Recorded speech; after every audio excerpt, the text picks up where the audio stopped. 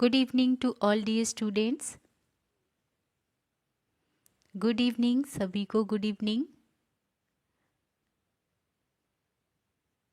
कैसे हैं आप सभी? सभी लोग कैसे हैं? ठीक है, अच्छी बात है। और आप लोग की स्टडी कैसी चल रही है?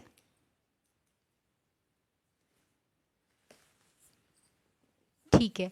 जैसा कि जो आप लोग बोल रहे हो कि आज क्लास में सर नहीं है, तो इसका ये रीज़न है कि आप लोग के लिए ही कुछ काम से सर आज क्लास नहीं ले पा रहे हैं। उनकी जगह पे मैं Sujata Sharma BSc nursing complete कर चुकी हूँ और आज की क्लास को मैं ही लूँगी। तो सभी लोग आ जाइए, फिर हम क्लास को स्टार्ट करेंगे। सभी को गुड इवनिंग। हाँ, आज सर नहीं आए हैं। आज का क्लास मैं लूँगी और कल से आप लोग को फिर से सर क्लास लेंगे।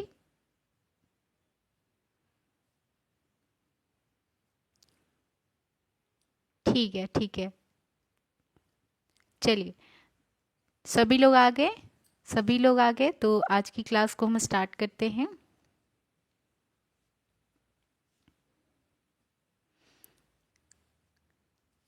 चलिए, आज की क्लास में हम लोग चैप्टर 4 का जो मानव प्रजनन तंत्र है, ह्यूमन रिप्रोडक्टिव सिस्टम, उसके बारे में आज की क्लास में हम पढ़ेंगे और समझेंगे।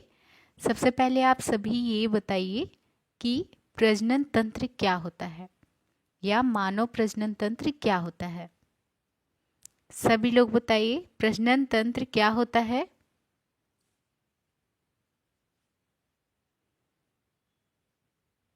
हम्म, हाँ, जैसा कि आप लोग बता रहे हो, प्रजनन तंत्र क्या है?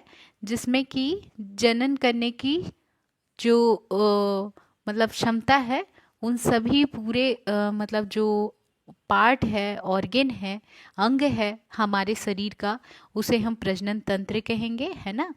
इस सिस्टम के अंदर कई ऑर्गेन्स होते हैं, कई अंग होते हैं, जिनसे मिलकर ये तंत्र बनता है, जिसका काम क्या होता है? जनन करना। क्या काम होता है? जनन करना। जनन का मतलब अपने ही जैसा, अपने ही जैसा नए जीव की उत्पत्ति करना, पैदा करना, उसे ही हम जनन कहते हैं। क्लियर है सभी को? ये क्षमता जितने भी जो लिविंग थिंग्स होते हैं उनमें होता है। मानव के अंदर होने वाले जनन क्षमता को और जनन के जितने भी अंग हैं, ऑर्गेन्स हैं, जैसे कि गर्भाशय हो गया, फीमेल के अंदर गर्भाशय हो गया, और ओवरी हो गया, फैलोपियन ट्यूब, इस तरह से जो ये अंग हैं, ऑर्गेन्स हैं, इन सभी से मिलकर जो सिस्टम बना है उसे ही हम ह्यूमन रिप्रोडक्टिव सिस्टम कहते हैं। ठीक है, सभी को यहाँ तक क्लियर हुआ बात? ह्यूमन रिप्रोडक्टिव सिस्टम समझ में आ गया? ह्यूमन रिप्रोडक्टिव, एक सेकेंड, ह्यूमन रिप्रोडक्टिव सिस्टम। ध्यान से समझिए सभी लोग, ध्यान से समझिए यहाँ पर कि जो मानव प्रजनन तंत्र है, एक ऐसा सिस्टम है हमारे शरीर का, एक ऐसा अलग सा सिस्टम है जिसमें सिस्टम जो तंत्र होता है वो कई ऑर्गेन से मिलकर बना होता है, कई अंग से मिलकर बना होता है ना। अंगों के बहुत सारे जो समूह है मिलता है एक तरह के अंग, तो वो क्या होता है? अंगों से मिलकर बना हुआ है, उसे हम सिस्टम कहेंगे। और ऐसा सिस्टम, ऐसा मतलब ग्रुप तंत्र जिसमें रिप्रोडक्शन की क्षमता हो, तो मानव के अंदर रिप्रोडक्टिव सिस्टम कहलाता है, जिसमें अपने ही जैसा नए जीव की उत्पत्ति करने की क्षमता होती है, तो उसे हम ह्यूमन रिप्रोडक्टिव सिस्टम कहते हैं, मानव प्रजनन तंत्र कहते हैं। ठीक है, क्लियर है? चलिए, आई होप सभी को क्लियर है। सभी लोग कमेंट कीजिए, बताइए सभी को यहाँ तक समझ आया? मानव प्रजनन तंत्र समझ आया? किसे कहते हैं ये पता चला?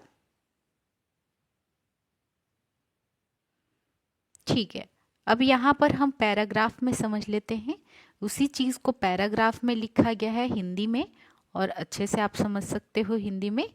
जैसे कि सभी सजीवों में उसके समान जीव पैदा करने की क्षमता पाई जाती है। इस क्षमता को हम क्या कहते हैं? जनन। यह सजीवों का एक महत्वपूर्ण एवं विशिष्ट गुण होता है। ठीक है, ठीक है, ये जितने भी सजीव हैं, जितने भी लिविंग ऑर्गेनिज्म है, तो उनका एक विशिष्ट गुण क्या होता है? जनन का। ठीक है, इस गुण के द्वारा सजीव अपनी प्रजाति को लगातार बनाए रखता है, वृद्धि करता है, एक धरती पे बैलेंस करके रखता है। जैसे कुछ अगर मृत्यु हो रहा है तो कुछ न कुछ सजीवों का जन्म भी हो रहा है। वो किसके द्वारा हो रहा है? प्रजनन या जनन क्षमता के कारण। इसी प्रकार मानव मनुष्य में भी जनन क्रिया उपस्थित होता है। जैसे सजीव में हम भी आते हैं, मनुष्य भी आता है, तो मनुष्य में भी क्या होता है? जनन क्रिया उपस्थित होता है। अब देखिए, मानव जो होता है वो एक लिंगी यानी यूनिसेक्सुअल एवं जरायुज होता है। कहने का मतलब है कि एक इंसान के अंदर एक लिंग होता है। ठीक है, एक इंसान के अंदर एक ही लिंग रहेगा, जिसको हम यूनिसेक्सुअल या एक लिंगी, या तो ये मेल होगा या फीमेल होगा। ठीक है, ठीक है, मोस्टली ऐसा ही होता है। और जो मतलब तीसरा जो जेंडर होता है वो एक मतलब अलग बात है, एक्सेप्शन की है, उनमें प्रजनन क्षमता नहीं पाई जाती है। ठीक है, तो मेल और फीमेल अलग अलग होते हैं शरीर में, तो इसी को हम यूनिसेक्सुअल या एक लिंगी कहते हैं। ठीक है, अब देखिए, इन शब्दों को निम्न प्रकार समझा जा सकता है। जैसे कि जब एक जीव में एक लिंगीय क्षमता उपस्थित होता है तो उसे हम यूनिसेक्सुअल या एक लिंगी जीव कहते हैं। उदाहरण के लिए मनुष्य, कुत्ता एवं उच्च जंतु, जितने भी उच्च जंतु होते हैं वो कैसे होते हैं? एक लिंगी होते हैं। अब एग्जाम्पल में आपको यहाँ जो दिया गया है वही आपको एग्जाम में उठ के क्वेश्चन पूछा जा सकता है यहाँ से। ठीक है, कि मनुष्य, या फिर आपको पूछ लिया जाए कि उच्च जंतुओं में मतलब वो कैसे होते, एक लिंगी होते हैं, द्विलिंगी होते हैं, तो आप इसका आंसर क्या दोगे? एक लिंगी की ये क्षमता। ठीक है, लक्षण होता है, तो करेक्ट आंसर यहाँ पर क्या हो जाएगा? एक लिंगी। अब चलिए, यहाँ इस पॉइंट से तो ये समझ आ गया, तो आपको उदाहरण पढ़ना बहुत जरूरी है। जब भी आप कोई पॉइंट्स पढ़ो, आपको उदाहरण वहाँ से समझना है, पढ़ना है, ताकि एग्जाम में जैसे उदाहरण उठ के आ जाता है बीच बीच से, आप उसको आसानी से आंसर कर सको। ठीक है, सभी को यहाँ तक समझ आ रहा है? किन्हीं को कोई डाउट तो नहीं है? चलिए नेक्स्ट अब पॉइंट समझते हैं। ठीक है, अच्छी बात है, सभी को अच्छा से समझ आ रहा है। मैं टेंशन नहीं लीजिए, कोई भी ज़्यादा परेशान नहीं होइए। मैं दोबारा रिपीट करूँगी, हर एक पैराग्राफ को अच्छे से रिपीट करूँगी। तो यहाँ सेकंड पॉइंट समझिए कि जब एक जीव में दोनों लिंग, नर और मादा, मेल और फीमेल, ये दोनों लक्षण पाए जाएंगे तो उसको हम बाइसेक्सुअलिटी या उभय लिंगिता कहते हैं। जैसे कि केचुआ जो होता है वो क्या होता है? केचुआ जो होता है बाइसेक्सुअल होता है, उसमें मेल और फीमेल, उसमें दोनों चीजें, मेल और फीमेल दोनों चीजें एक ही बॉडी में प्रेजेंट होता है। ठीक है, तो केचुआ बाइलिंगिकीय या फिर बाइसेक्सुअलिटी का एग्जाम्पल है। थर्ड जो यहाँ पॉइंट दिया हुआ है वो है कि ऐसे जंतु जो अंडे देते हैं उसको हम अंडजद या ओवीपेरस कहते हैं। क्या कहेंगे? ओवीपेरस। ओवी का मतलब एग, ठीक है, ओवम, तो एग देने वाले जीव को हम क्या कहेंगे? ओवीपेरस कहेंगे, जो क्या कर रहे हैं? एग देते हैं।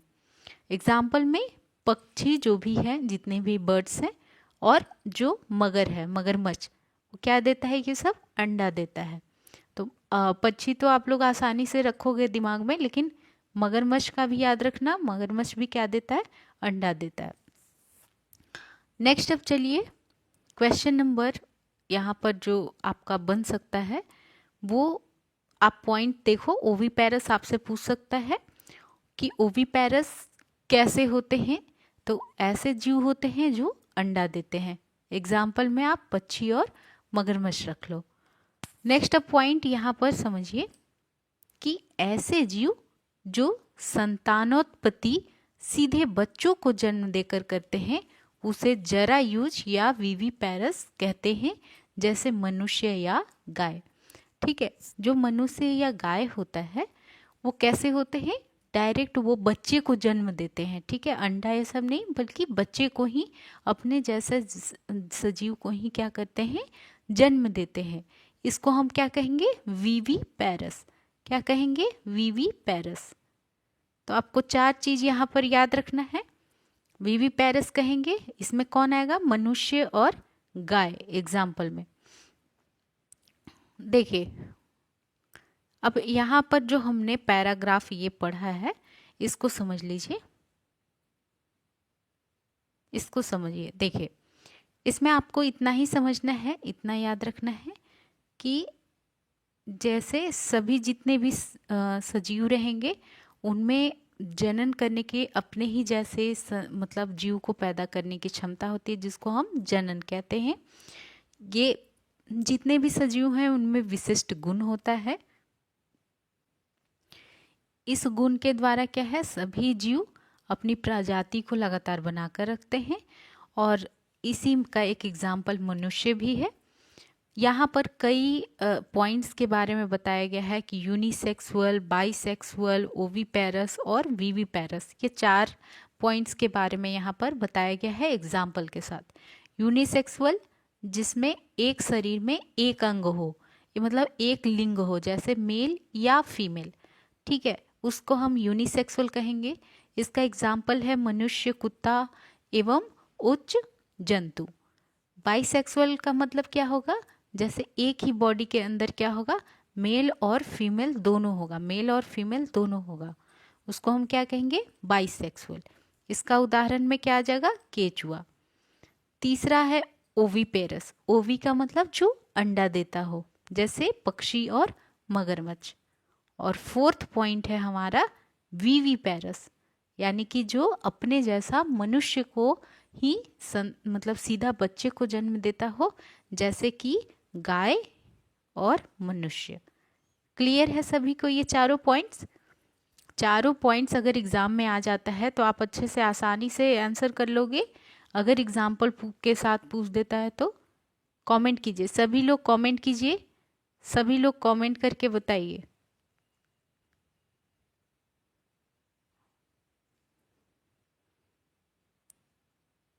Unisexual first point, second point bisexual, third point oviparous, और 4th पॉइंट विविपेरस।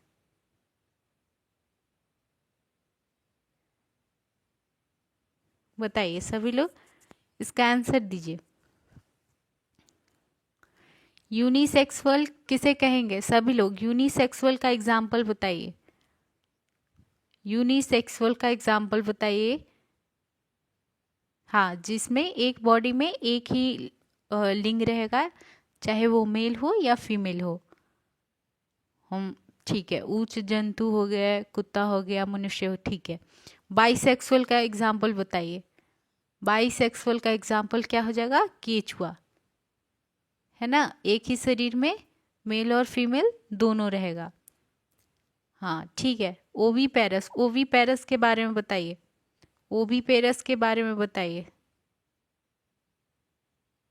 ओवीपेरस का क्या एग्जाम्पल रहेगा, बिल्कुल पक्षी, ठीक है, और मगरमच्छ, मगर, है ना, ये क्या करते हैं, अंडा देते हैं। ओवीपेरस में ओवम यानी एग, अंडा देना। और 4th क्या हो जाएगा, विविपेरस। 4th क्या होगा, विविपेरस, विविपेरस में क्या होता है, जो अपने जैसे ही मनुष्य को जन्म देते हैं, ठीक है, जैसे कि मनुष्य और गाय, ठीक है, ह्यूमन और काऊ, गाय। क्लियर है चारों पॉइंट्स? ठीक है, तो ये पहला पैराग्राफ आपका हो गया। अब चलिए अब समझते हैं यहाँ पर रिप्रोडक्टिव सिस्टम में मेल और फीमेल, ठीक है। जैसे रिप्रोडक्टिव सिस्टम जो होता है, ह्यूमन रिप्रोडक्टिव सिस्टम, शॉर्ट में लिख रही हूँ, समझने का कोशिश कीजिए आप लोग।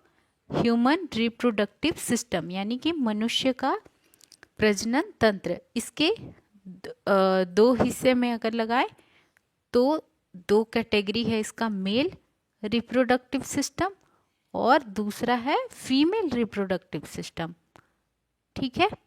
मेल रिप्रोडक्टिव सिस्टम और फीमेल रिप्रोडक्टिव सिस्टम, यानी कि नर में जो उसका रिप्रोडक्टिव सिस्टम के अंदर कौन कौन से अंग आएंगे, उनका क्या कार्य होगा, सभी चीज़ों का डिस्कस करेंगे, क्या स्ट्रक्चर होता है उसके बारे में।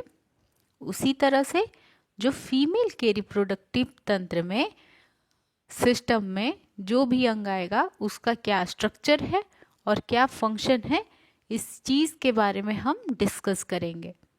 तो स्टार्ट करते हैं सबसे पहले मेल से, फिर हम सेकंड में फीमेल का रिप्रोडक्टिव सिस्टम को डिटेल से स्टडी करेंगे। क्लियर है सभी को यहाँ तक? चलिए, मेल रिप्रोडक्टिव सिस्टम या फिर नर जनन तंत्र क्या है? नर जनन तंत्र, नर, ठीक है, यानी मेल।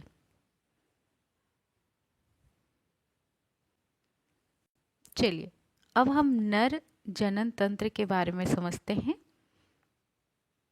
जैसे कि नर जनन मतलब नर में यानी मेल में जो जनन और उत्सर्जन के लिए पाए जाने वाले अंग होते हैं उसे ही हम क्या कहेंगे? मेल रिप्रोडक्टिव सिस्टम कहते हैं, ठीक है। उसको इस तरह से यहाँ पर बताया गया है कि कौन कौन से अंग होते हैं। यहाँ पर नर प्रजनन तंत्र का वर्णन निम्नलिखित अंग शामिल हैं। कौन कौन से अंग होते हैं? मेल में स्क्रोटम यानी कि वृषण कोश, टेस्टिस यानी वृषण, सेमिनल वेसिकल और पेनिस और एसेसरी ग्लैंड्स, ठीक है। ये सभी जो ऑर्गन है, अंग हैं, इनसे ही मिलकर जो तंत्र बना है, जो सिस्टम बना है, उसे हम मेल रिप्रोडक्टिव सिस्टम कहते हैं, ठीक है। तो अब हम एक एक करके इन सभी अंगों के बारे में अच्छे से पढ़ेंगे कि इसकी क्या संरचना है और क्या काम है शरीर के अंदर। चलिए, जैसे अगर मैं यहाँ पर आपको शॉर्ट में बता दूं तो इसका डायग्राम कुछ इस तरह से,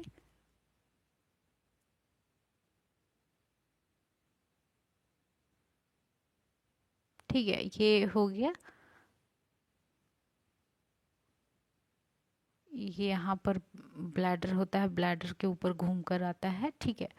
तो ये जैसे आप देख सकते हो, ये हो गया पेनिस, ये हो गया स्क्रोटम, जिसके अंदर क्या होता है? इस अंडकोश के अंदर टेस्टिस होता है, ठीक है।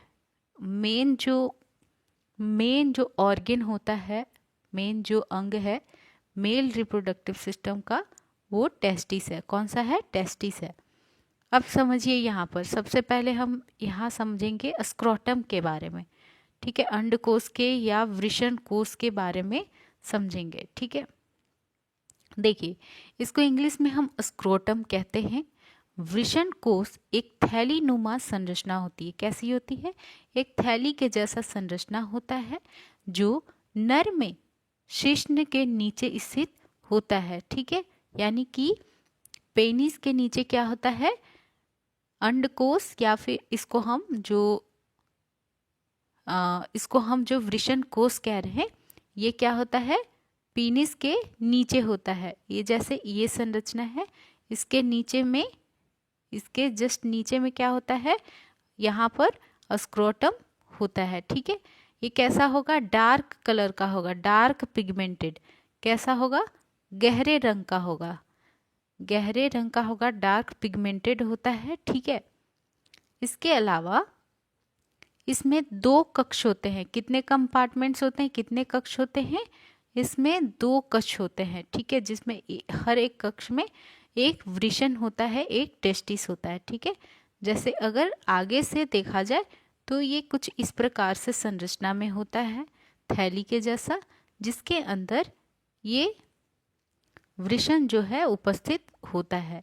हर एक थैली में एक वृषण होता है, यानी टोटल कितने कंपार्टमेंट में ये बट गया? 2, एक लेफ्ट साइड, एक राइट साइड। अब देखिए, जिसमें प्रत्येक एक वृषण स्थित होता है। कितने होते हैं? एक थैली के अंदर एक वृषण होता है। नेक्स्ट है कि ये पेशी युक्त होते हैं। कैसे होते हैं? इसमें मसल्स होते हैं, पेशिये होते हैं, जो लगातार पेशीय गति दर्शाते हैं। कैसा दिखाते हैं? मतलब उसमें क्या होता है? संकुचन और फैलाव देखने को मिलता है। संकुचन, इस थैली में संकुचन और फैलाव देखने को मिलता है। ठीक है, इसे ही हम पेशीय गति कहेंगे। इसके अलावा इसका जो मेन काम होता है, स्ट्रक्चर आपको समझ में आ गया। इस थैली के बारे में आपने क्या जाना? सबसे पहले संरचना की अगर बात करें तो ये कहाँ पर उपस्थित है? ये एक थैली नुमा संरचना है, वृषण के नीचे उपस्थित होता है। नर के वृषण, मतलब इसमें नर के वृषण होते हैं, डार्क पिगमेंट होता है, गहरे रंग का होता है। इसमें 2 कक्ष होते हैं और हर एक जो थैली है उसमें एक वृषण होता है और इसमें लगातार पेशीय गति होता है, यानी कि संकुचन और फैलाव होता है। संकुचन और फैलाव देखने को मिलता है। ठीक है, इसका कार्य क्या है? अब हम समझेंगे कि इसका कार्य क्या है। इसका क्या कार्य होता है कि ये जो है वृषण को उदर गुहा से बाहर बनाए रखता है। क्या करता है? पेट से, मतलब जो इंसान का शरीर है, जैसे इस प्रकार से बॉडी है, तो ये शरीर के बाहर होता है। क्या होता है? शरीर से बाहर होता है। बाहर क्यों होता है? ताकि यहाँ पर एक अनुकूल तापमान मिले और शरीर का जो तापमान है उससे 2 सेल्सियस यहाँ पर कम रहेगा, तभी शुक्राणुओं का निर्माण पॉसिबल है, तभी स्पर्म प्रोडक्शन हो पाएगा, तभी शुक्राणु बन पाएंगे, वरना नहीं बन पाता है। तो इस टेम्परेचर को मेंटेन रखने के लिए ही जो अंडकोश होता है, जो थैली है, वृषण थैली है, ये शरीर से बाहर है, नीचे है। ठीक है, ये कितना डिग्री कम रहता है यहाँ का तापमान शरीर से? 2 से 3 डिग्री सेल्सियस। बहुत ही इम्पॉर्टेंट है, ये चीज़ याद रखना। 2 से 3 डिग्री सेल्सियस जो है, ये आपको याद होना चाहिए कि इतना जो है टेम्परेचर वृषण का कम होता है शरीर से। ठीक है, तो या आपको यहाँ से एग्ज़ाम में क्या पूछ सकता है, इसके संरचना और इसके काम से रिलेटेड क्या क्वेश्चन आ सकते हैं वो देख लीजिए। कि वृषण कोश या फिर द स्क्रोटम जो है, इससे आपको पूछ सकता है कि मतलब इसमें कितने कंपार्टमेंट हो सकते हैं, कितने कक्ष होते हैं? तो इसमें कितने होते हैं? 2 होते हैं। टोटल कितने? 2 होते हैं। इसमें किस तरह का हमें गति देखने को मिलता है? पेशीय गति। कैसी गति होती है? पेशीय गति, संकुचन और फैलाव। इसमें क्या देखने को मिलता है? संकुचन और फैलाव। याद रहेगा? सभी को अच्छे से क्लियर हो रहा है? ध्यान देकर सभी लोग कमेंट अभी नहीं करना है, जब पूछूंगी तब बताना है। ठीक है, सभी लोग अच्छे से, हाँ ध्यान दीजिए, मैं रिपीट करूंगी। जिन्हें भी डाउट हो रहा है, जिन्हें भी थोड़ा भी प्रॉब्लम है, मैं दोबारा से इसको रिपीट करूंगी। आप लोग यहाँ कॉन्सेंट्रेट कीजिए समझने पे। बिल्कुल ठीक है। चलिए, तो ये 2 चीज़ यहाँ से आपको क्वेश्चन पूछा जा सकता है। अगर हम बात करें इसकी कार्य का, जो वृषण थैली है उसकी कार्य मेन यही होता है कि ये मतलब 2 से 3 डिग्री तापमान कम रखता है, जिसके वजह से शुक्राणु का निर्माण हो पाता है। ठीक है, स्पर्म के प्रोडक्शन काम मतलब करने के लिए जो वृषण है उसका तापमान 2 से 3 डिग्री कम होने के लिए इस थैली में वृषण को शरीर से बाहर मतलब रखा जाता है। तो यहाँ से आपको ये चीज पता होना चाहिए। चलिए, सभी को समझ आ गया वृषण थैली के बारे में। अब दूसरा जो अंग की बात करें वो है वृषण, टेस्टिस। ठीक है, ये क्या है? थैली है। इसके बारे में हमने पढ़ लिया अभी। अब हम पढ़ेंगे इस टेस्टिस के बारे में। ठीक है, जैसे ठीक है, अब हम क्या किसके बारे में पढ़ेंगे? इस टेस्टिस के बारे में। चलिए समझते हैं। इसमें देखिए, वृषण या टेस्टिस, इसकी स्थिति की अगर बात करें तो वृषण जो है उदर गुहा से बाहर स्क्रोटम में यानी वृषण थैली में होता है। इसका जो मेन कारण है वो है शुक्रजनन, यानी जो शुक्राणु का प्रोडक्शन के लिए ही ये क्या होता है? उदर गुहा से बाहर होता है। ठीक है, ताकि एक कम तापमान पे अच्छे से शरीर के जो जितना तापमान है उससे कम तापमान पे अच्छे से शुक्राणु को प्रोडक्शन किया जा सके। ठीक है, तो ये इसका मतलब कारण हो गया स्क्रोटम के अंदर टेस्टिस के रहने का। अब संरचना की अगर बात करें तो प्रत्येक जो वृषण है, कितने वृषण होते हैं? दो होते हैं। अगर हम हर एक वृषण की बात करें तो उसकी जो लंबाई है वो कितना होगा? 4.5 सेंटीमीटर। कितना होगा? दूसरा कलर ले लेती हूँ। 4.5 सेंटीमीटर। ठीक है, 4.5 सेंटीमीटर इसकी लंबाई होगी। अगर हम बात करते हैं चौड़ाई की, वो है 2.5 सेंटीमीटर। चौड़ा कितना होगा? 2.5 सेंटीमीटर। और थिकनेस की बात करें, मोटाई की बात करें तो ये कितना होता है? 3 सेंटीमीटर। ठीक है, 3 सेंटीमीटर। तो ये इसका लंबाई, चौड़ाई और मोटाई हो गया, जो कि आपको याद होना चाहिए। ठीक है, यहाँ से ही आपको क्वेश्चन आएगा, ये चीज़ आपको याद होना चाहिए। इसकी लंबाई कितना है, चौड़ाई कितना है और मोटाई। देखिए 4.5, 2.5 और 3। ठीक है, 3 सेंटीमीटर याद रहेगा। 4.5, 2.5 और 3 सेंटीमीटर लंबाई, चौड़ाई और मोटाई, थिकनेस। ठीक है, चलिए अब इसकी संरचना में हम जब देखते हैं तो इसका कितना स्तर से ये बना होता है? टोटल 3 स्तर से मिलकर बना होता है। कितने स्तर से? टोटल 3 स्तर से मिलकर बना होता है। कौन कौन सा स्तर है, कौन कौन सा लेयर है वो समझिए।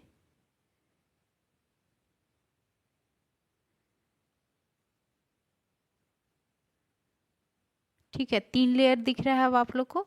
देखिए अब सबसे पहले हम समझेंगे कि इसमें कौन कौन सा लेयर है। सबसे अंदर जो लेयर होता है उसको हम क्या कहते हैं? ट्यूनिका वास्कुलेशा। क्या कहते हैं? ट्यूनिका वास्कुलेशा। ये ट्यूनिका वास्कुलोसा जो होता है वो सबसे अंदर का लेयर होता है, जो पर्पल कलर का आपको स्क्रीन पे दिख रहा है, ये लेयर। दूसरा जो लेयर है जो पिंक कलर से आपको दिख रहा है, इसको हम क्या कहते हैं? Tunica albuginea. क्या कहते हैं? Tunica albuginea. Second point, tunica albuginea. और जो ब्लू कलर से दिख रहा है, जो सबसे बाहर की ओर इसका जो परत होता है, स्तर होता है टेस्टिस का, उसको हम ट्यूनिका वेजाइनैलिस कहते हैं। क्या कहते हैं? Tunica vaginalis, TV vaginalis. ठीक है, ट्यूनिका वेजाइनैलिस कहते हैं बाहरी स्तर को। बीच के स्तर को हम ट्यूनिका एल्वोजेनिया और सबसे अंदर के स्तर को हम ट्यूनिका वास्कुलोसा कहते हैं। ठीक है, ये 3 स्तर से मिलकर क्या है? जो टेस्टिस है, जो वृषण है, वो बना होता है। इसकी लंबाई, चौड़ाई और मोटाई याद रखना ज़रूरी है। कितने स्तर से मिलकर बना है? तो टोटल 3 है। ट्यूनिका वेजाइनैलिस, ट्यूनिका एल्वोजेनिया और ट्यूनिका वास्कुलोसा। ट्यूनिका वास्कुलोसा सबसे अंदर है, फिर ट्यूनिका एल्वोजेनिया, फिर ट्यूनिका वास्कुलोसा वेजाइनैलिस। ठीक है,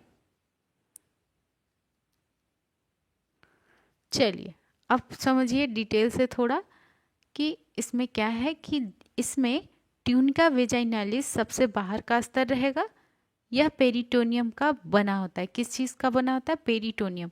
पेरिटोनियम क्या होता है ये समझिए कि जैसे इंसान का जो पेट है, उदर है,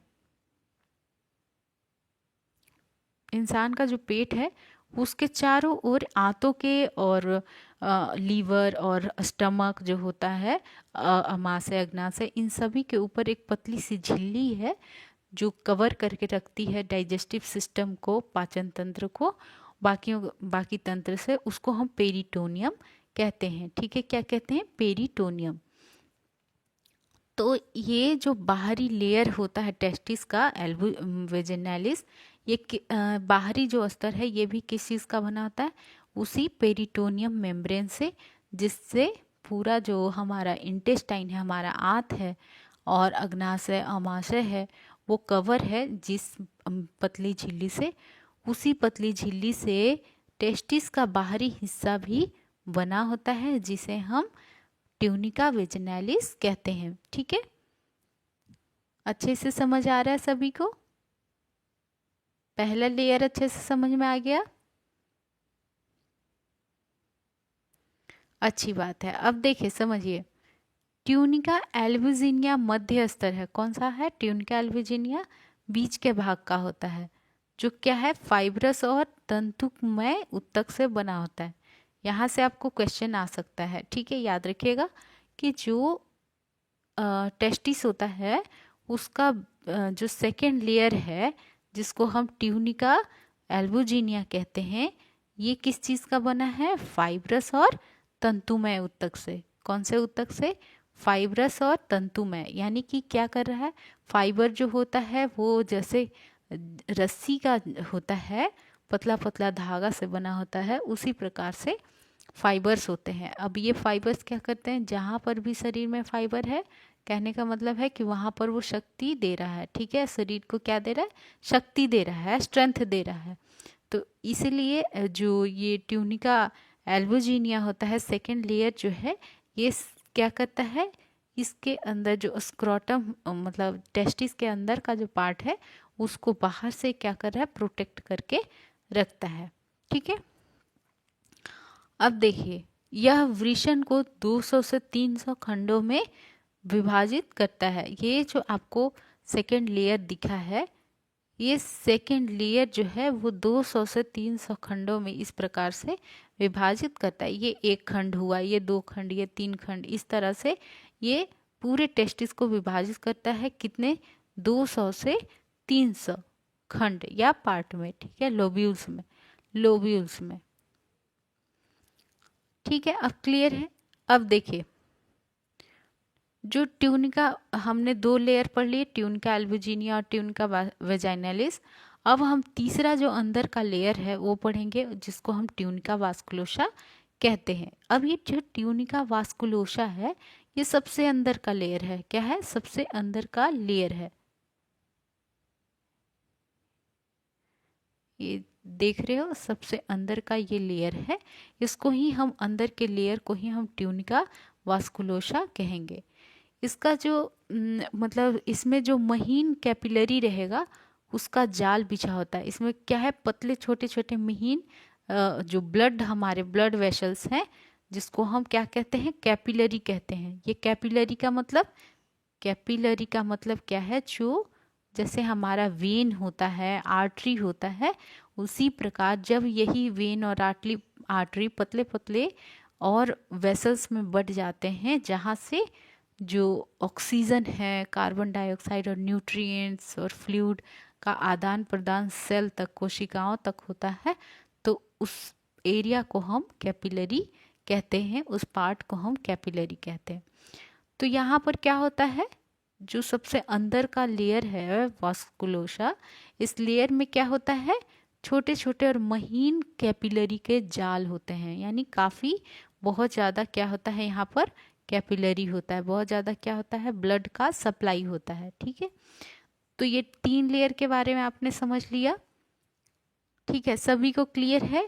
देखिए, इनके साथ ही वृषण में वाहिका तंत्र यानी डक्ट सिस्टम भी उपस्थित होता है।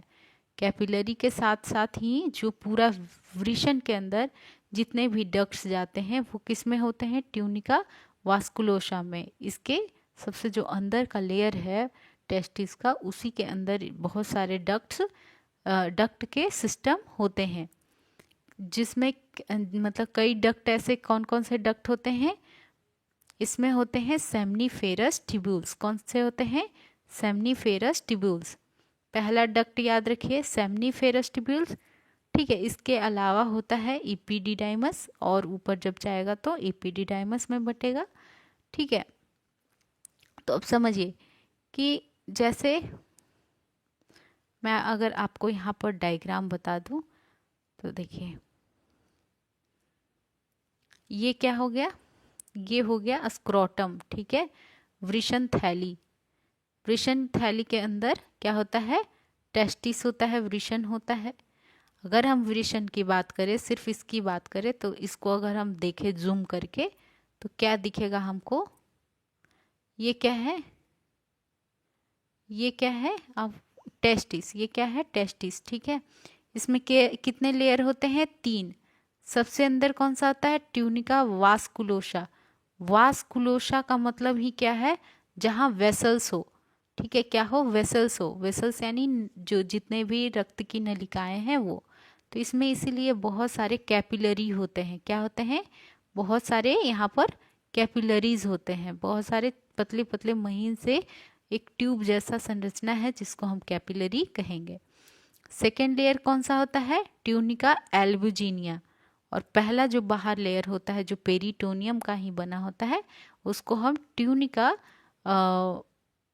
वेजाइनैलिस कहते हैं, वेजाइनैलिस कहते हैं। क्लियर है?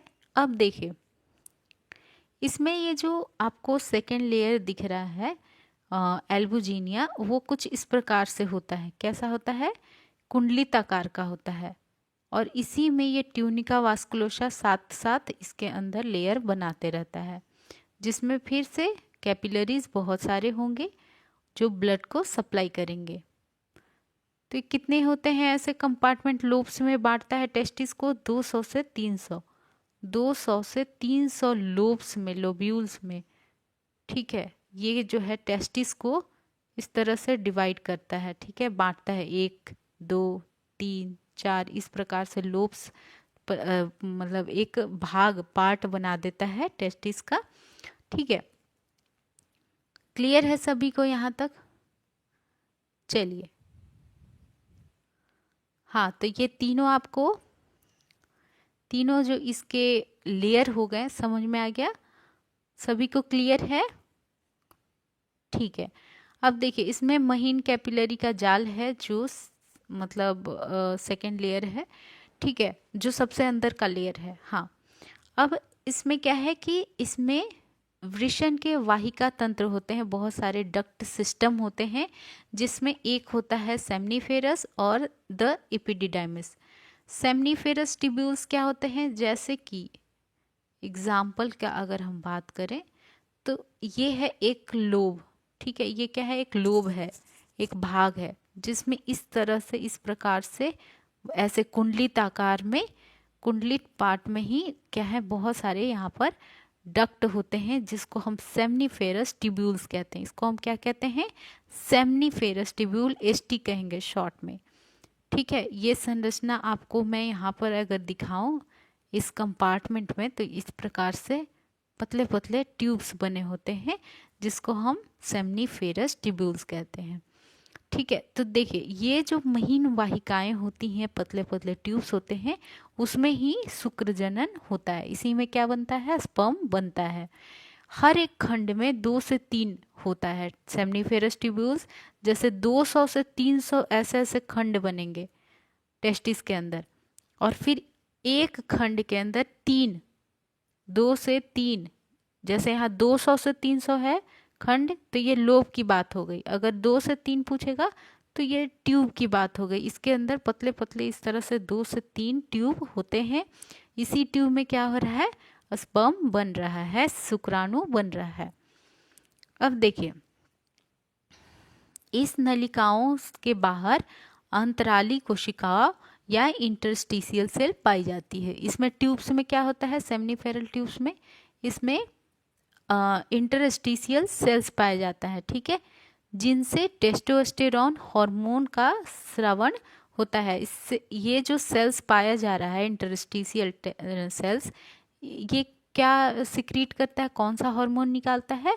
टेस्टोस्टेरोन। आपने सुना होगा मेल में ये सबसे ज़्यादा इम्पोर्टेंट हार्मोन है, मेल जिसको मेल हार्मोन कहते हैं। ये टेस्टोस्टेरोन बहुत इम्पॉर्टेंट होता है, जो मेल में उसके जो वॉइस है, जो शरीर का डेवलपमेंट है, दाढ़ी मूछ जो आता है, वो सभी इसी हार्मोन के कारण होता है। ठीक है, तो टेस्टोस्टेरोन का स्राव कहाँ से होता है? जो इस ट्यूब के अंदर सेल लगे होते हैं, यानी कि इंटरस्टिशियल कोशिकाएं होती हैं, तो अंतराली कोशिकाएं, इसी से टेस्टोस्टेरोन निकलता है। यह सभी नलिकाएं आपस में जुड़कर वृषण से बाहर निकलती है। ठीक है, जैसे ये है, इसके अंदर बहुत सारे ट्यूब, 3 ट्यूब हो गए, 2 से 3 ट्यूब, ये आपस में जुड़कर वृषण से बाहर निकालेगा, जिसको हम क्या कहते हैं? इपीडिडाइमस। इसी को हम क्या कहेंगे? इपीडिडाइमस। ठीक है, इसी को हम क्या कहते हैं? इपीडिडाइमस कहते हैं। तथा अब इपीडिडाइमस की अगर बात करें तो इसको हम हिंदी में अधिवृषण कहेंगे। और इपीडिडाइमस में क्या होता है? ये कॉमा की तरह होता है। कैसा होता है? वृषण से निकलते ही सब जो निकलते हैं इस तरह से, ये एक कॉमा की तरह होगा। ठीक है, एक कॉमा की तरह होता है। ठीक है, कुंडलित नलिकाएं, इसमें बहुत सारे कुंडलित नलिकाएं होंगी जो कॉमा की शेप में होगा।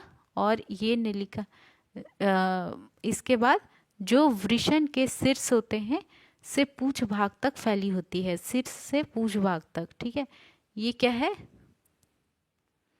इस तरह से इसके शीर्ष से, यहाँ शीर्ष से पूंछ तक फैली होती है। और तब जाकर ये जैसे कि यहाँ से निकलकर ऐसे, ठीक है, ये कॉमा की तरह हुआ शेप, इस तरह से बाहर निकलता है। ठीक है, क्लियर है? इसे ही हमने क्या कह दिया? इपीडिडाइमस डाइमस। नेक्स्ट चलिए, इसमें शुक्रवाहिनी या वास डिफरेंस का निर्माण होता है। बाद में ये क्या बन जाता है? इस तरह से जब ये मतलब कुंडलित संरचना, कॉमा संरचना के बाद जब ये निकलता है, तो इस ये जैसे निकल रहा है, इसको हम वास डिफरेंस कहते हैं। और आपने देखा होगा कि जो वैसेक्टमी होता है मेल में, परमानेंट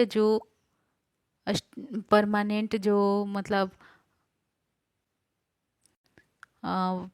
जैसे परमानेंट अगर हम क्या करते हैं मेल के अंदर, मतलब क्या करते हैं, इसी ट्यूब को कट कर दिया जाता है ताकि जो स्पर्म प्रोडक्शन है वो नहीं हो, यहाँ से ही रुक जाए और फीमेल प्रेग्नेंट ना हो। ठीक है, तो ये परमानेंट कॉन्ट्रासेप्टिक मेथड में आता है वैसेक्टमी, जिसमें इस वास डिफरेंस को, जो ये निकल रहा है ये ट्यूब, इसी को कट कर दिया जाता है, वास डिफरेंस को। ठीक है, अब देखिए यहाँ तक संरचना में हमने समझ लिया। अब हम कार्य समझेंगे। लेकिन अब चलिए दोबारा से वृषण का जो टेस्टिस का जो मतलब संरचना है, स्थिति है, उसका समझ लेते हैं। चलिए, इसमें क्या क्या पॉइंट आपको याद रखना है? इसकी स्थिति कहाँ होती है? इसकी स्थिति, अब चलिए सभी लोग कमेंट कीजिए, सभी लोग कमेंट कीजिए, वृषण की या टेस्टिस की कहाँ पर होती है स्थिति? स्क्रोटम के अंदर। ठीक है, कहाँ होती है? स्क्रोटम के अंदर। ऐसा क्यों? कारण क्या है कि स्क्रोटम में मतलब हो रहा है, पेट से बाहर है? क्योंकि शुक्र जनन के लिए कम टेम्परेचर चाहिए, और उसके लिए शरीर से बाहर ही जो स्क्रोटम होता है उसी में ये टेस्टिस होता है। ठीक है, कितना डिग्री सेल्सियस? 2 से 3 डिग्री सेल्सियस। ठीक है, कम होता है। ओके, अब चलिए संरचना की बात करेंगे, टेस्टिस की संरचना की बात करेंगे। इसकी लंबाई अगर हम देखें तो वो देखिए, ये लंबाई कितना होता है टेस्टिस का? 4.5, 4.5 सेंटीमीटर लंबाई। चौड़ाई की बात करेंगे तो ये 2.5 सेंटीमीटर। और मोटाई की बात करेंगे, थिकनेस की, चौड़ाई की बात करेंगे तो ये कितना होता है 3 सेंटीमीटर। ये जो थिकनेस आपको दिख रहा है, ये जो थिकनेस आपको दिख रहा है कितना होगा 3 सेंटीमीटर। ठीक है, तो ये 3 चीजें आपको याद होना चाहिए, लंबाई, चौड़ाई और मोटाई। क्लियर है। अब इसका 3 स्तर याद होना चाहिए, 3 लेयर से बना होता है। टेस्टिस के कितने लेयर होते हैं, टोटल 3 लेयर। सबसे बाहरी कौन सा होता है, ट्यूनिका वेजाइनालिस। बीच में कौन सा होता है, ट्यूनिका एल्बुजिनिया। और सबसे अंदर कौन सा होता है, ट्यूनिका वास्कुलोसा। 3 लेयर हो गया। अब समझिए कि ये जो बाहरी लेयर होता है वो किससे बना होता है, पेरिटोनियम से। पेरिटोनियम क्या होता है, जैसे हमारा पूरा शरीर है, ये देखिए, ये माउथ है, मुंह है, ये हमारा स्टमक है, इसी में आंत ये सब हो गया। ठीक है, तो ये जैसे इसमें एक पतला मेम्ब्रेन होता है, झिल्ली होता है, उसी प्रकार से यही झिल्ली से क्या बनता है, जो टेस्टिस का बाहरी वाला स्तर है वो बनता है, जिसको हम क्या कहेंगे, पेरिटोनियम। ठीक है, अब देखिए ट्यूनिका एल्बुजिनिया ये कौन सा भाग है, मध्य स्तर है। कौन सा स्तर है, मध्य स्तर है। ठीक है, और यह फाइब्रस या तंतुमय ऊतक से बनता है। किस चीज से बनेगा, तंतुमय ऊतक से बनता है, फाइब्रस से बनता है। ट्यूनिका एल्बुजिनिया दूसरा लेयर का बात हो रहा है, किससे बनेगा, याद रहेगा, फाइब्रस या तंतुमय ऊतक से। और इसके अंदर कितने खंड बट जाएंगे, ये टेस्टिस को, पूरे टेस्टिस को इस तरह से लोब्स में 200 से 300 खंड में बांट देगा। ठीक है, ये देख रहे हो, एक खंड में डिवाइड हो गया, कितना, 200 से 300। ठीक है, याद रखिएगा, ये बहुत इंपॉर्टेंट है। अब यहाँ पर जो अंदर का सबसे लेयर होता है, ट्यूनिका वास्कुलोसा, इसमें बहुत सारे वास्कुलोसा यानी वेसल्स, नाम से ही क्या लग रहा है, वेसल्स। ठीक है, बहुत सारे पतले पतले ट्यूब्स की तरह मतलब कैपिलरीज होते हैं जो ब्लड को सप्लाई करते हैं। ठीक है, अब इसमें मतलब जो अंदर का लेयर है, एक मतलब कि ये हो गया आपका टेस्टिस। इसमें इस तरह हर एक लोब में 2 से 3 सेमनीफेरस ट्यूब्यूल होता है। क्या होता है, पतली पतली महीन ट्यूब्यूल होते हैं कुंडलित आकार में, 2 से 3 होता है। इसी में क्या बनता है, स्पर्म बनता है। और इसके अलावा इसमें एक और स्पेशल सेल्स होता है जिसको हम इंटरस्टिशियल सेल कहते हैं। क्या कहते हैं, इंटरस्टिशियल सेल्स कहते हैं।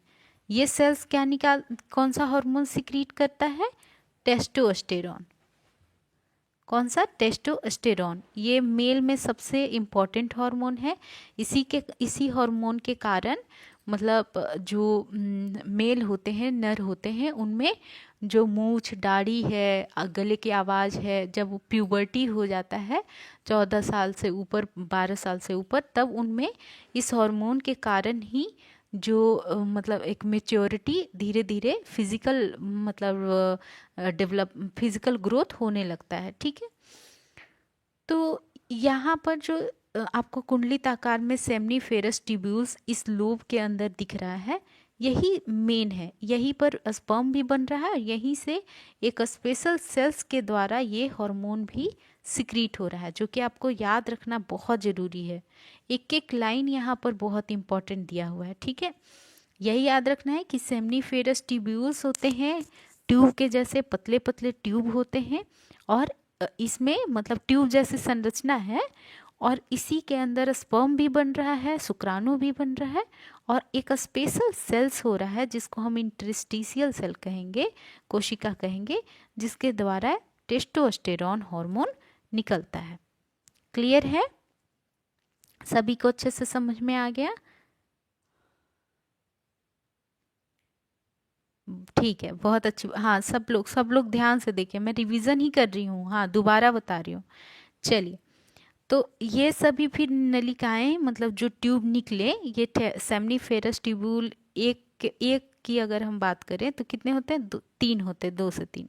फिर यही जब सभी संयुक्त हो जाते हैं और निकलते हैं वृषण से, टेस्टिस से, तो ये निकलने के बाद क्या बन जाते हैं, यहाँ पर निकलने के बाद इसको हम क्या कहेंगे, इपीडिडाइमस। ठीक है, इपीडिडाइमस। और फिर ये आगे और बढ़ जाएंगे तो फिर इसी को हम दूसरा नाम दे देंगे वास डिफरेंस। क्या कहेंगे, वास डिफरेंस। ये नाम याद रखना है। अच्छा, मैं आपको एक डायग्राम में भी बता दे रही हूँ। ठीक है, तो ये हो गई संरचना, वास, हाँ, इपीडिडाइमस और वास डिफरेंस। चलिए मैं यहाँ डायग्राम आपको बता देती हूँ। अब यहाँ पर आप स्ट्रक्चर समझो। स्ट्रक्चर यानी इस संरचना, किस चीज की संरचना, ऑफ टेस्टिस, वृषण की संरचना।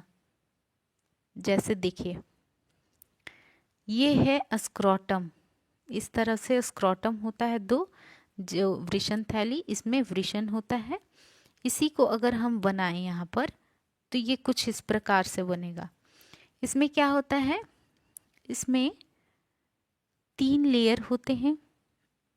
कितने लेयर होते हैं, 3 लेयर से ये बना होता है। जो अंदर का लेयर है वो इसको छोटे छोटे लोब्स में डिवाइड कर देता है, जिसको हम क्या कहते हैं, 200 से 300 लोब्स होते हैं, जिसको हम क्या कहते हैं, हाँ, ये इसी, तो ये लोब्स में बट गया, 200 से 300 लोब्स बन गए। ठीक है, अब इसमें क्या हो जाएगा, इस प्रकार से ट्यूब जैसा संरचना दिखाई देगा। एक लोब में ये कितने होते हैं, 200 से 300 लोब होते हैं। ठीक है, एक टेस्टिस के अंदर। और एक लोब में कितने ट्यूब होते हैं, 2 से 3 ट्यूब होते हैं। इस ट्यूब को हम क्या कहते हैं, सेमनीफेरस ट्यूब। ठीक है, ट्यूब्यूल्स कहते हैं, सेमनीफेरस ट्यूब्यूल। यही ट्यूब्यूल एक साथ गुच्छा बना के सब निकलता है बाहर। ठीक है, इस प्रकार से निकलता है बाहर। इस संरचना को हम क्या कहेंगे, यहाँ से आया जो संरचना, इसको हम कह देंगे इपीडिडाइमस। इसको पिंक से बना दे रही हूँ ताकि आप लोग को आसानी हो समझने में। ठीक है, इस संरचना को हम कहेंगे इपीडिडाइमस। देखिए, कुछ कुछ मेडिकल टर्म्स ऐसे होते हैं जो आपको इंग्लिश में याद रखना पड़ेगा, हर किसी को हिंदी में हम नहीं लिख सकते हैं। ठीक है, इपीडिडाइमस आगे जब चल के आगे बढ़ता है संरचना शरीर में, इसको हम वास डिफरेंस कहते हैं। क्या कहते हैं, वास डिफरेंस। यही वास डिफरेंस को जब मेल के अंदर, नर के अंदर परमानेंट कॉन्ट्रासेप्टिव मेथड में यूज़ होता है, मतलब प्रेगनेंसी फीमेल के अंदर रोकने के लिए, मेल में ये इसी मतलब ट्यूब को काटा जाता है, जिसको हम वास डिफरेंस ट्यूब मतलब कहेंगे। और इस प्रोसीजर को हम वैसेक्टमी कहते हैं। क्या कहते हैं, इसको हम वैसेक्टमी कहते हैं। क्लियर है? तो ये आपकी अभी तक हमने टेस्टिस की संरचना देखी। अब हम इसके कार्य समझेंगे। ठीक है, मेन आपको इस सेमनीफेरस ट्यूब्यूल के बारे में ये जानना है कि यहाँ पर ये जो ट्यूब है, यहाँ पर जैसे एक अगर हम लोब बनाए, ये मान लीजिए एक लोब है, 1 लोब का संरचना है, तो इसमें 2 से 3 इस प्रकार से ट्यूब होंगे। इस ट्यूब में एक खासियत है कि यहाँ पर स्पर्म बनता है। स्पर्म यानी शुक्राणु का प्रोडक्शन होता है। और दूसरी बात है कि यहाँ पर एक स्पेशल सेल्स है, स्पेशल सेल्स है, मान लीजिए उसका मतलब नाम है इंटरस्टिशियल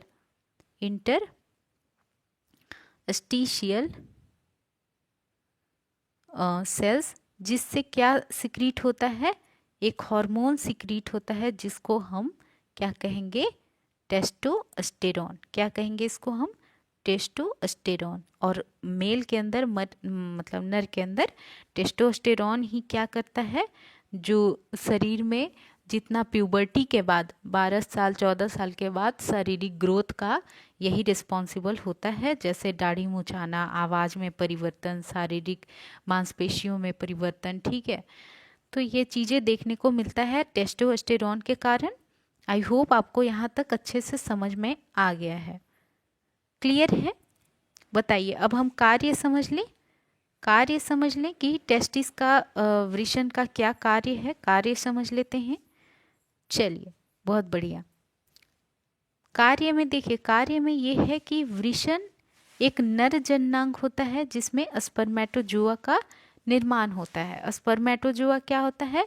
जो टेस्टिस का, जो स्पर्म यानी शुक्राणु का जो सबसे पहला स्टेज होता है, फर्स्ट स्टेज होता है, पहला स्टेज होता है, उसको हम क्या कहते हैं? स्पर्मेटोजोआ कहते हैं। क्या कहते हैं? स्पर्मेटोजोआ कहते हैं।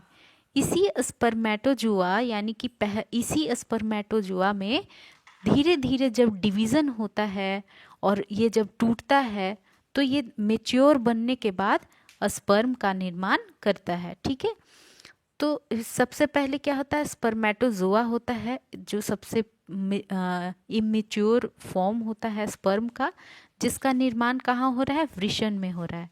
कहाँ हो रहा है? वृषण में हो रहा है, टेस्टिस में हो रहा है। तो पहला काम तो ये हो गया। दूसरा काम है, यहाँ से टेस्टोस्टेरॉन हार्मोन का सिक्रीशन हो रहा है, जो नर के अंदर जितने भी द्वितीयक लैंगिक लक्षण होते हैं, दाढ़ी मूछ ये सब, उन सभी के विकास में मदद करता है। और तीसरी बात कि टेस्टोस्टेरॉन हार्मोन जो होता है वो एफएसएच यानी फॉलिकल स्टिमुलेटिंग हार्मोन के साथ मिलकर स्पर्म का प्रोडक्शन जो है और ज़्यादा करता है और बढ़ा देता है। ठीक है, तो स्पर्म के प्रोडक्शन को और ज़्यादा तेज करने के लिए यहाँ पर एफएसएच यानी फॉलिकल स्टिमुलेटिंग हार्मोन और टेस्टोस्टेरॉन ये दोनों ही मिलकर काम कहाँ करता है?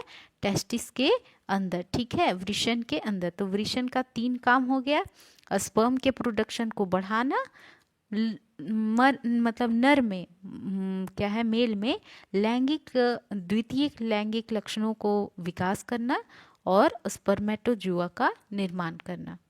क्लियर है? 3 पॉइंट, फर्स्ट, सेकंड और 3, ये 3 काम टेस्टिस के हैं। क्लियर है सभी को? कमेंट में बताइए, सभी को अच्छे से समझ में आया? चलिए, बहुत बढ़िया है।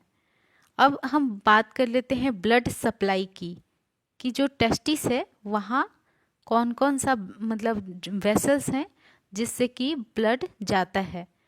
अगर हम बात करते हैं ऑक्सीजनेटेड ब्लड की, अच्छे खून की, तो वो टेस्टिकुलर आर्टरी के द्वारा वृषण तक ब्लड जाता है, ऑक्सीजन वाला।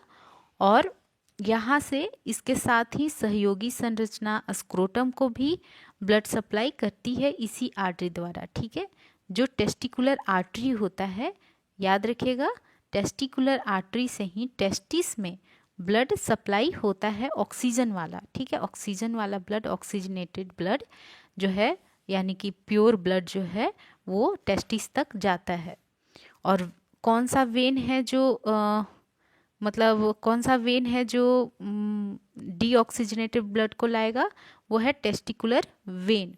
टेस्टिकुलर वेन वृषण से अशुद्ध रक्त को पोस्टेरियर वेना कावा तक ले जाता है। ठीक है, सिंपल समझिए, टेस्टिकुलर वेन और टेस्टिकुलर आर्टरी, वेन और आर्टरी यही दोनों है जो क्या है, टेस्टिस को, आर्टरी जो है ऑक्सीजन वाला ब्लड दे रहा है और वेन जो है कार्बन डाइऑक्साइड वाला ब्लड को ले जा रहा है। ठीक है, अगर हम लिम्फ की बात करते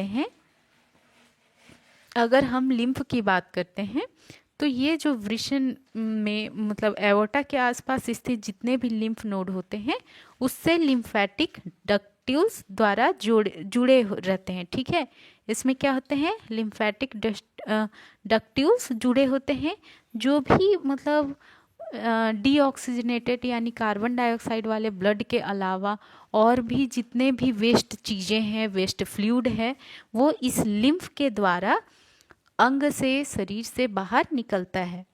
ठीक है, अगर हम बात करते हैं नर्व की, जो नर्व हम जैसे कि कोई भी चीज़ें जब दिमाग तक सिग्नल जाता है वो किसके द्वारा जाता है? नर्व के द्वारा, न्यूरॉन के द्वारा। तो यहाँ पर 10th और 11th थोरैसिक नर्व जो होता है, यानी कि ऐसे आपने वर्टिब्रल कॉलम देखा होगा, रीढ़ की हड्डी देखी होगी, उसमें उसी में नर्व उसके द्वारा ही जाता है जो थोरैसिक होता है, चेस्ट के पास होता है। थोरैसिक कहाँ पर होता है?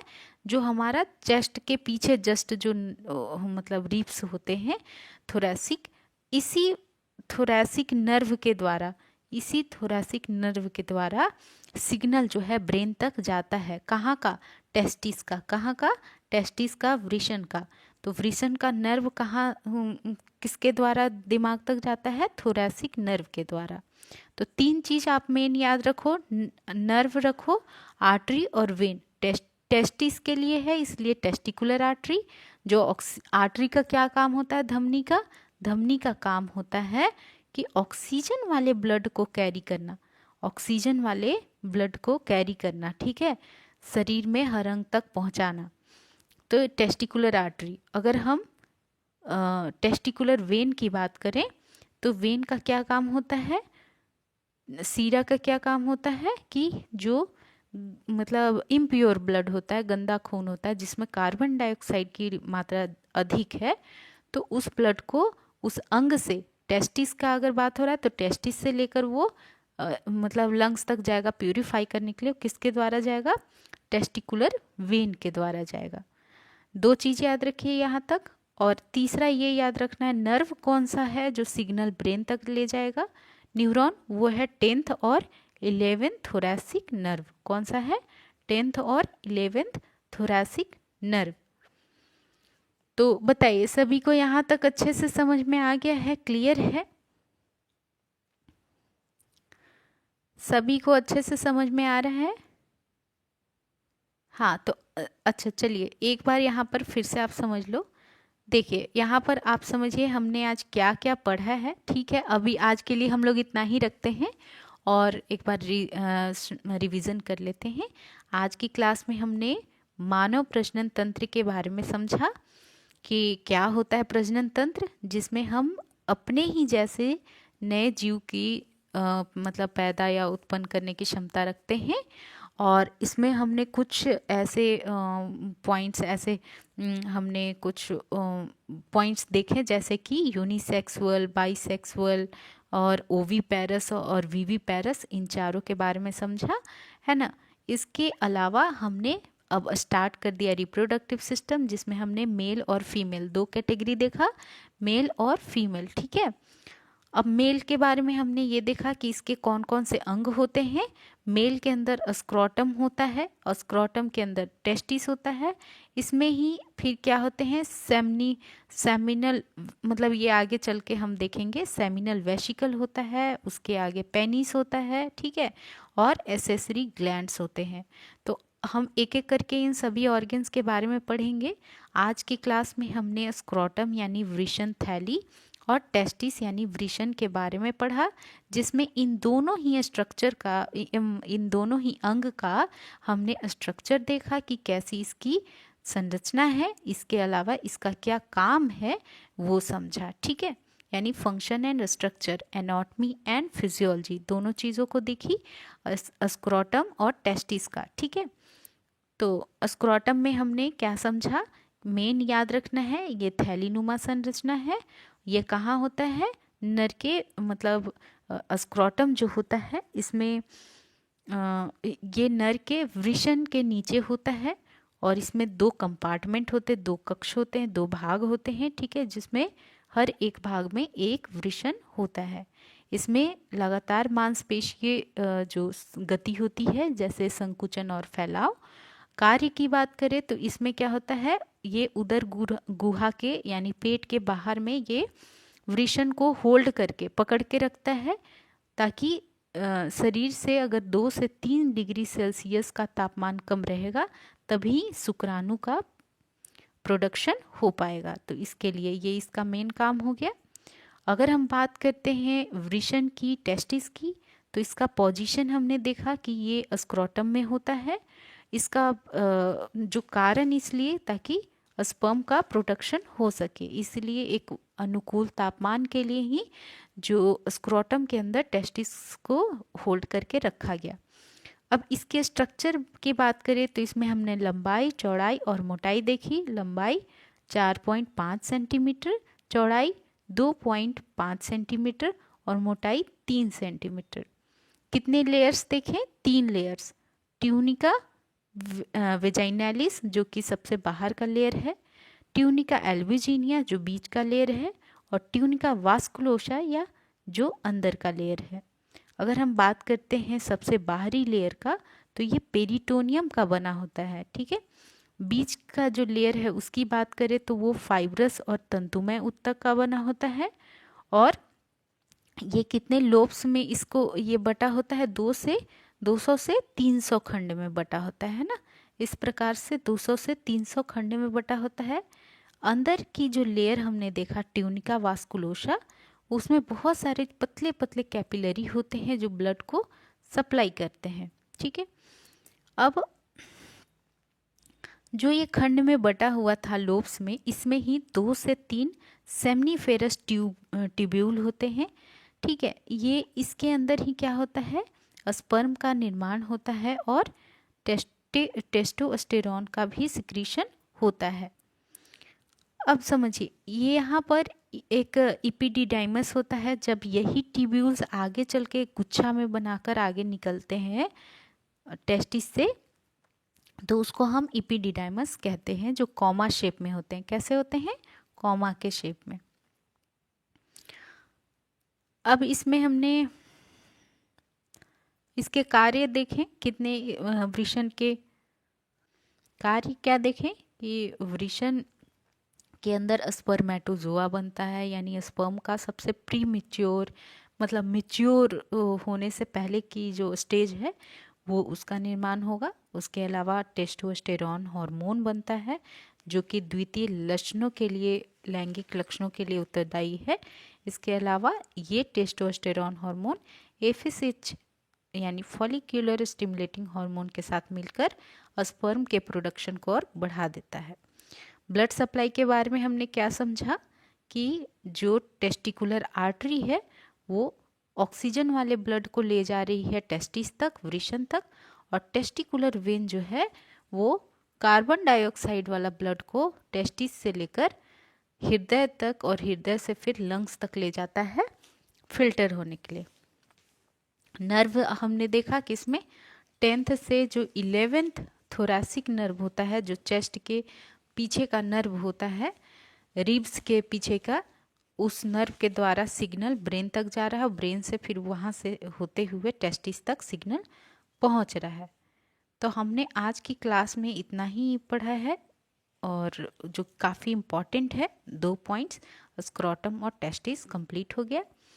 अब आप लोग सभी लोग बताइए कि आप सभी को अच्छे से समझ में आया या नहीं? कोई भी डाउट तो नहीं है? किन्हीं को भी कोई भी डाउट तो नहीं है?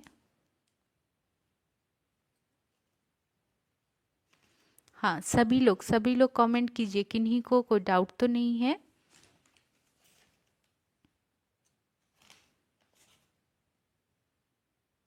हाँ, बहुत अच्छी बात है, ठीक है। अच्छे से समझिए। हाँ, इसी को आप लोग दोबारा से क्लास को पढ़ सकते हो, कोई भी डाउट हो देख सकते हो, ठीक है। ग्रुप है, आप ग्रुप में भी मैसेज कर सकते हो, बिल्कुल। अगर जैसे आप पढ़ते टाइम कभी पढ़ रहे हो, बाद में भी पढ़ रहे हो, लेक्चर बाद में भी देख रहे हो, रिकॉर्डिंग होने के बाद भी, तो उसके बाद आप लोग लाइव क्लासेस के अलावा भी आप लोग कभी भी डाउट पूछ सकते हो ग्रुप में भी। हाँ, पूरी टीम, ओके, पूरी टीम आपको आंसर कर सकती है, कर देगी। उसके लिए कोई भी टेंशन नहीं लेना है, बस आप लोग अच्छे से समझो, और कोई अगर डाउट हो तो आप पूछो। हाँ, जितना मैं आप लोग को जैसे बता रही थी, तो जो जो इम्पोर्टेंट पॉइंट्स था वो सभी को बताई हूँ, है ना। इम्पोर्टेंट पॉइंट सभी को बताई हूँ कि कहाँ से आपको क्वेश्चन पूछा जा सकता है और क्या क्या इम्पोर्टेंट है याद रखने के लिए। चलिए, ठीक है, तो आज की क्लास में बस इतना ही। हम मिलेंगे नेक्स्ट क्लास में। Thank you for this class, take care.